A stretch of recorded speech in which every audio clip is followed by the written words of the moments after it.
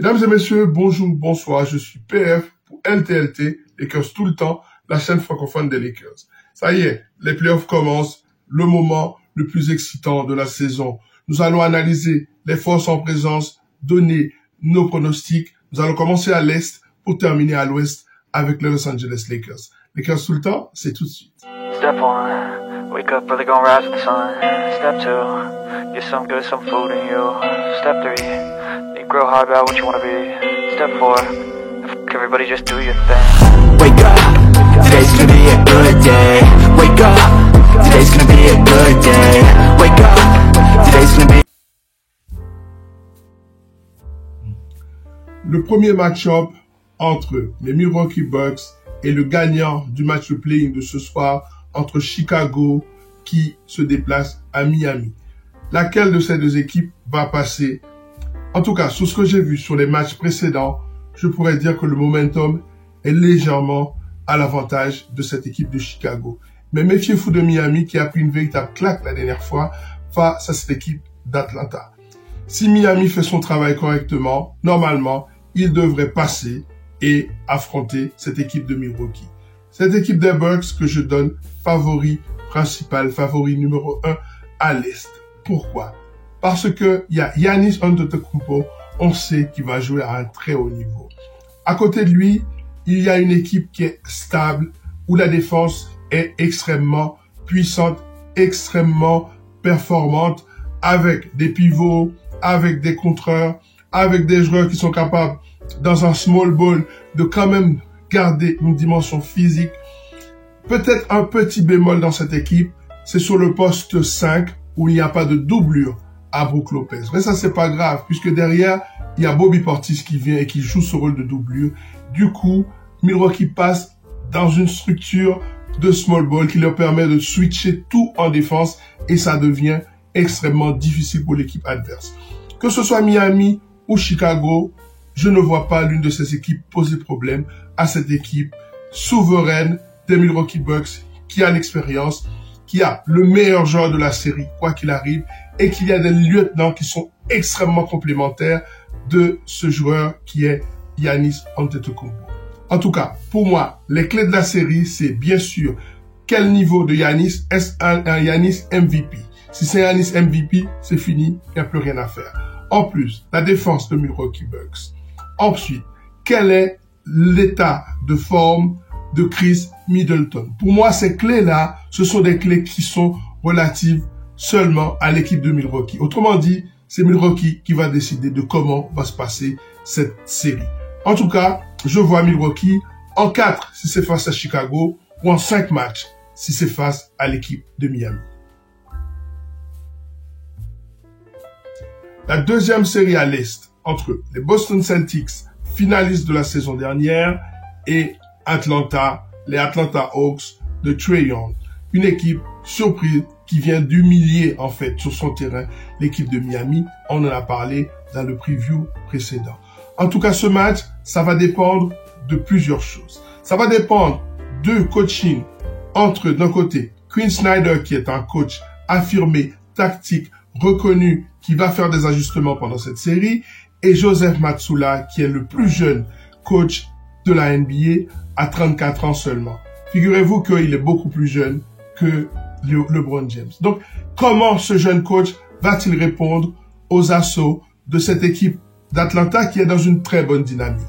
Avec un Trae Young qui joue très bien, qui était déchaîné lors du dernier match, dont on a annoncé officiellement que le front office d'Atlanta est prêt à le laisser partir, en tout cas à le trader vers une autre équipe. Peut-être que ça va apporter un peu plus d'humilité chez ce joueur qui a une réputation de joueur qui fait sauter les coachs. Dejounte Murray, le numéro 2 de cette équipe d'Atlanta derrière Trae Young, est un joueur confirmé, qui est capable de défendre, qui est capable de marquer, qui est capable de faire des passes. C'est une machine à triple-double. En tout cas, Atlanta a les armes pour poser des problèmes à cette équipe de Boston. Néanmoins, il y a une telle supériorité de cette équipe de Boston, et notamment du duo Tatum-Brown. Dans quel état sera ce duo? Est-ce que ce duo sera le meilleur duo de cette série, ou est-ce que c'est le duo Trae Young et Dejounte Murray? En tout cas, ça va être très intéressant. Si je devais faire un pronostic, je dirais que Boston devait passer normalement en 5 matchs. La troisième série à l'Est sera beaucoup plus intéressante, je pense, entre les Philadelphia 76ers et les Brooklyn Nets. Ça va être un match beaucoup plus serré qu'on puisse le croire. D'abord, parlons un petit peu des Nets. Les Nets, malgré tous les joueurs qui sont partis, Kevin Durant, Kyrie Irving, l'équipe est restée très compétitive, a fait une bonne saison avec des joueurs intéressants comme avec énormément en fait de 3&D dans cette équipe. On pense à Royce O'Neal par exemple, on pense par exemple à Cam Thomas. Tous ces joueurs-là sont intéressants avec Cam Johnson, avec Finney Smith, avec bien sûr Michael Bridges. Maintenant, est-ce que cette équipe est capable de tenir à l'intérieur, et là je pense à Clarkson, entre le pivot de cette équipe de Brooklyn, est-ce qu'ils sont capables de contenir un joueur qui pour moi cette année est le MVP de la saison, c'est Joel Embiid. Dans quel état sera Embiid? Est-ce qu'il va être à son niveau MVP? Est-ce que ces petits pépins physiques sont passés? Ça, c'est une des clés de la série. Une autre clé de la série, c'est Doc Rivers. Doc Rivers a une réputation de choker. Quand les matchs deviennent compliqués, il a du mal à s'adapter. On dirait que son cerveau arrête de fonctionner. Il faut qu'il soit le grand coach de cette série pour pouvoir propulser cette équipe de Philadelphie vers le prochain tour, mais en préparation d'une équipe qui est capable d'être contender. En tout cas, quel Doc Rivers? Cette question-là, elle est extrêmement importante. Et surtout, quel James Harden? James Harden, Doc Rivers et Joel Embiid craquent au moment important, au moment où ce sont les playoffs, où l'intensité est plus forte, où ça demande une concentration, une hygiène de pensée, eh bien, à ce moment-là, ces trois personnages craquent. Si je dois donner un pronostic, bien sûr, je mets une petite pièce sur l'équipe de Philadelphie. Je pense que Philadelphie gagnera cette série en 6 matchs. Cavs versus Knicks. Voilà pour moi la série la plus intéressante de ce premier tour à l'Est. Il y a un contentieux. Donovan Mitchell est réclamé du côté de New York. Et Jalen Brunson, qui fait une excellente série, en mission pour montrer à ce public de New York qu'ils ont eu raison de lui faire confiance à lui. De l'autre côté, Donovan Mitchell va faire du Donovan Mitchell. Est-ce que je peux avoir confiance en Donovan Mitchell en playoff? Je ne sais pas. En tout état de cause, cette équipe des Cavs a une défense de fer. Je pense que ça va être cette défense face à l'attaque de cette équipe de New York. Est-ce que Julius Randle sera là? Ça, c'est très important de le savoir. Parce qu'il a eu un problème au niveau de sa cheville. S'il n'est pas là, c'est plus compliqué pour New York. Mais même sans lui, je pense que l'équipe de New York va être très très compétitive pour régler ce contentieux, pour prouver au front office qu'ils ont eu raison d'avoir l'effectif qu'ils ont aujourd'hui et qui a fait une très très très bonne saison. Un autre aspect donc de ce duel, bien sûr, c'est le jeu en pick and roll des Cavs qui est une merveille. Ce pick and roll qui peut se faire avec Garland et les deux bigs, je pense à Mobley et à Jarrett Allen, face au système en isolation, l'ISO de cette équipe de New York avec Jalen Brunson bien sûr qui attaque souvent la raquette, qui va attaquer les deux piliers de cette défense des Cavs et aussi Julius Randle. On sait que c'est l'un des meilleurs joueurs en isolation de cette NBA. Et dernière chose, Josh Hart, qui était un joueur des Lakers, joueur drafté par les Lakers, a été transféré dans le trade qui a ramené Anthony Davis aux Lakers. Josh Hart est parti à ce moment-là à la Nouvelle-Orléans, puis du côté de Portland, récupéré par les Knicks, l'affaire de cette intersaison. Avec Josh Hart, les Knicks ont un défenseur attitré extrêmement intelligent qui va poser beaucoup de problèmes tant à Garland qu'à Donovan Mitchell. Ça va être très intéressant. Sur cette série, moi je pense que ça va aller au 7e match. Et c'est les Cavs, grâce à l'avantage du terrain, qui à mon sens devraient l'emporter. Le premier match à l'Ouest n'est pas encore tout à fait connu. Denver, numéro 1 de la conférence, attend son adversaire. Entre les Wolves de Minnesota qui reçoivent OKC ce soir. Deux équipes qui ont énormément donné pour arriver à ce stade-là et qui vont encore beaucoup donner ce soir pour se qualifier et qui auront très peu de jours de récupération pour préparer justement ce match face à Denver et qui vont bien sûr arriver dans une dynamique de victoire. C'est important d'un match en jeu, mais aussi avec beaucoup de fatigue. Est-ce que cette équipe, soit les Wolves ou bien OKC, qui arrive dans une dynamique, dans un momentum de victoire, peut créer une surprise dès le premier match? Mais en tout cas, sur une série de 7 matchs, je pense que Denver devrait normalement passer en 5 matchs. Si Denver doit perdre un match, ce sera le premier justement à cause de ce manque de rythme. En tout cas, les questions clés de la série sont évidemment quel Denver va-t-on avoir? Une équipe qui a dominé toute la saison et qui en fin de saison justement s'est retrouvée un peu émoussée. Le basket champagne est à l'honneur lors de cette série entre les deux meilleures attaques de la NBA pendant la saison régulière. 121 points inscrits par Sacramento contre 119 pour les Warriors. Autrement dit, ça va être tout pour l'attaque, avec deux défenses qui sont très mauvaises. Golden State l'année passée a gagné avec une excellente défense, mais cette année, c'est l'une des pires. Ils ont récupéré certains joueurs importants, Gary Payton Jr. ou Wiggins qui va arriver. Est-ce que ça va leur ramener à leur niveau de défense de l'année passée? Si tel est le cas, la série sera terminée très vite. Mais s'ils n'arrivent pas à retrouver cette défense de l'année passée ou quelque chose qui se rapproche de cette défense de l'année passée et qu'en plus, ils conservent leur problème de gagner à l'extérieur, eh bien, je pense que Sacramento pourrait pousser cette série jusqu'à 7 matchs. Mais en tout état de cause, je ne vois pas Sacramento éliminer les champions en titre. Dans cette série, il y a énormément de questions tactiques. Le pick and roll de Sacramento est une merveille de pick and roll entre Fox et Sabonis. Comment défendre sur ce pick and roll? Bien sûr, les contre-attaques des Kings. Les Kings sont super forts en contre-attaque. Deux manières de contrôler cette histoire de contre-attaque des Kings, c'est d'abord le rebond offensif. Est-ce que en small ball, cette équipe des Warriors pourra contrôler le rebond? On sait que si Wiggins n'est pas là, j'ai déjà la réponse, c'est non. La deuxième chose, c'est que Golden State est une des équipes qui perd le plus de ballons de toute la saison. S'ils perdent des ballons, eh bien ça va fuser. Cette attaque des Kings va être superbe. Donc, le retour de Gary Payton et de Wiggins, ça va changer toute la dynamique de la défense de cette équipe de Warriors qui doit retrouver un minimum de défense s'ils veulent se défaire de cette équipe des Kings qui a des attaquants extrêmement prolifiques. Je pense à Fox, bien sûr. Je pense à Monk. Monk qui était aux Lakers l'année passée, qui a fait une excellente saison et qui a signé un gros contrat dans cette équipe donc de Sacramento Kings.